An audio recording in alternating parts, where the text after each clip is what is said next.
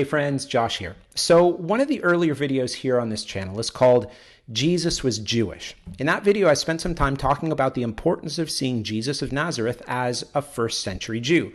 Not just because he lived and ministered during that time period, but because he was Jewish in the full sense of the word. That his teachings, his interpretation of the law and the prophets, his manner of life, and his expectation for the future, all of those things can be placed within the same framework as his fellow descendants of Abraham. Now, if you or I lived back at the time of the first century, we wouldn't have looked at Jesus as if he was just a Christian pastor or a military commander or the ringleader of some freak show circus. He was a Jewish rabbi, and his teachings were similar in many ways to the Pharisees of his day. He prayed in the temple. He celebrated all of the Jewish feasts according to the law. And I made the point back in that first video that if Jesus was Jewish and came to the Jewish people in the land of Israel 2,000 years ago, it's important for us then to read his words and see the events of his life through that specific lens. Now, there's been a lot of scholarship and historical work done on this particular subject over the last number of decades. And I think of scholars and historians like E.P. Saunders and Paula Fredrickson. And they do a great job of exploring Jesus and Paul and life in first century Israel.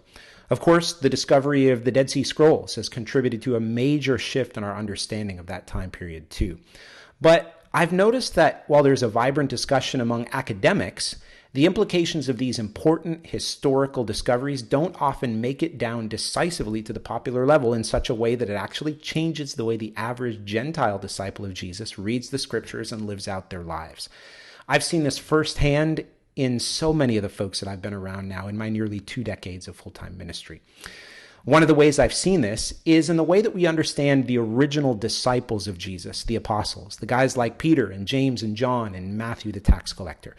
When we read about the 12 in the Gospels, we often assume that they're mostly ignorant, uneducated tradesmen who are just childish and unrefined and therefore unable to grasp the complexities of the spiritual truths that Jesus is teaching them. I'll develop that a little bit more in a minute here. Another difficulty we often encounter in trying to understand the apostles is that we tend to read the Bible anachronistically, meaning we take our lives and our experiences and culture and we superimpose those things onto the Jewish people in first century Israel. And we do this so much really without even realizing it.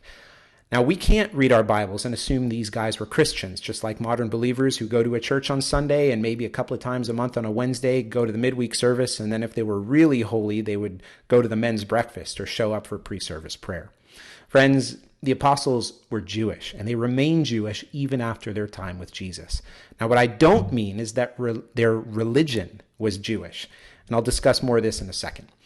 They were raised in a culture with customs and an outlook for the future completely different from the modern world. They were deeply familiar with their scriptures, which not only chronicled their history, but outlined the details of their culture and their lifestyle and set firm expectations for the future.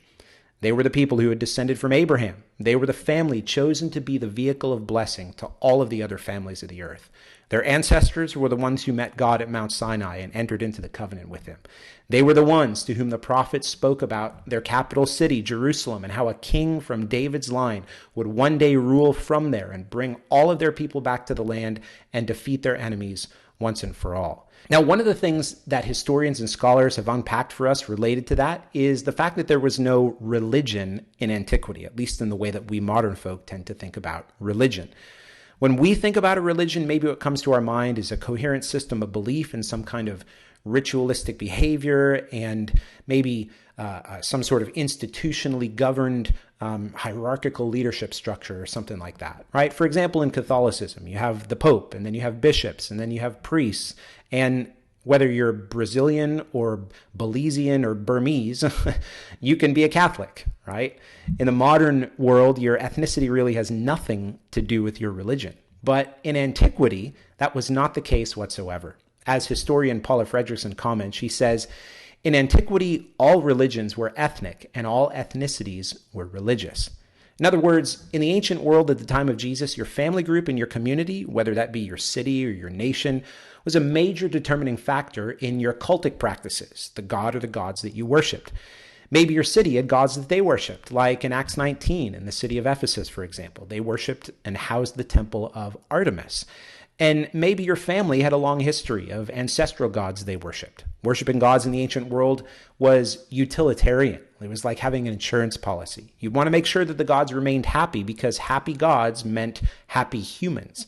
And if the gods were honored and worshiped, well, then things would go well for your family and your community. And if things were going badly, well, if there was a famine, if there was a nation that was about to invade yours, or your wife couldn't get pregnant or something, you would offer sacrifice to the gods and garner their favor. Again, it was like an insurance policy for them. Now, I say all that because we tend to read the New Testament through a very different lens. We look at the apostles as just random dudes who practiced a religion called Judaism. And then after Jesus came on the scene, well, they became Christians and they stopped going to synagogue on Saturday and they started going to church on Sunday. And maybe they used to think that they would go to heaven if they could just obey the law enough. But because it was just so hard to do, they were just so thankful that Jesus came to free them from their shame and release them from the heavy burden of doing the law. Unfortunately, that's how Jesus and the Jewish apostles of Jesus are often characterized today. But that's really modern and it's pretty flawed. Historian and scholar E.P. Saunders and many others have shown that this is not at all what the ethnic descendants of Abraham believed about the law or expected for the future. And as I've said, in the first century, your ethnicity and the gods you worshipped weren't separate subjects. And when we understand this about Jesus' disciples, we ought to see them not as abandoning their ancestral customs and beliefs and future expectations because of Jesus, but rather firming them up, being more sure of them, and being even more deeply committed to them. Because from day one of meeting Jesus, they believed that Jesus was the Messiah, the Christ. Now, I have another video in the description I've linked down below for you on the topic of Messiah and Christ. But in short, Messiahs weren't ones who died on crosses and atoned for sins. For the disciples of Jesus, they anticipated what Moses and the prophets had spoken about over and over and over again, that God had made a covenant with their people, and because of that covenant, he would restore the 12 tribes of Israel to the land, he would rebuild Jerusalem, he would raise up a son of David as the king over them, and use the people of Israel as his servant to be a light to the rest of the nations. As Jesus' ministry progresses over the next few years, the apostles become even more convinced of that fact. And instead of affirming their expectations, we typically understand them as, again, ignorant, unlearned, unrefined, and unable to grasp the complexities of this new spiritualistic, de-ethnicized eschatology that Jesus was teaching them. And that somehow they needed the Spirit to see that their old nationalist hopes were just garbage now, really, that everything they had known from their childhood had actually been redefined and reimagined. But friends, this is not the case at all. As we can see, after Jesus had risen from the dead, the disciples asked this all-important and all-revealing question in Acts chapter 1, verse 6. Luke says, "So when they had come together, they asked him, 'Lord, will you at this time restore the kingdom to Israel?'" So after hearing Jesus' teachings for several years, and after having been taught directly by the Lord for 40 days following his resurrection, they ask, "Lord, well, we know you to be that son of David we've been looking for. Are you going to crush Rome? Are you going to restore Jerusalem and bring back the 12 tribes now, just like we're expecting you to do?" Their question was not an uninformed question. Notice how they're still thinking in a very Jewish way.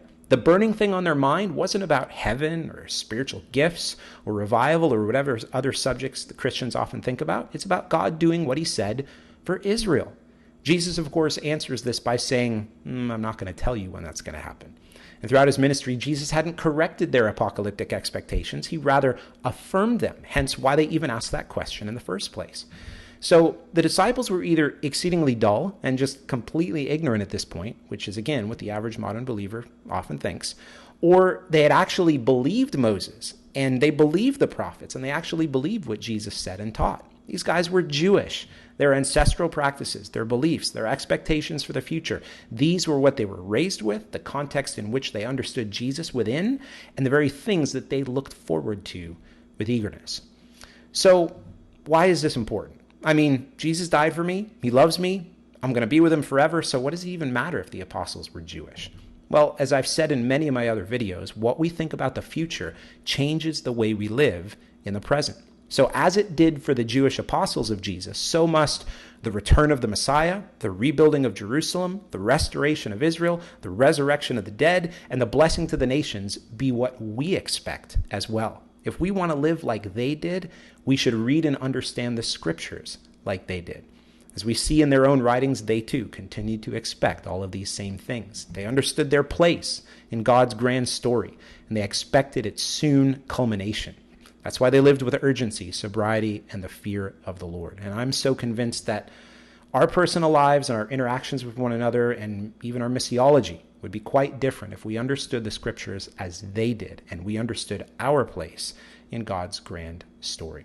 Of course, one short video can't undo centuries of Gentile confusion, but I hope it can provoke you a little bit to maybe begin thinking about asking questions about Jesus and the apostles and the Jewish story and what it means for Gentiles in the 21st century. And if anything, I hope you can walk away saying, yeah, there's definitely some details I need to do some digging into.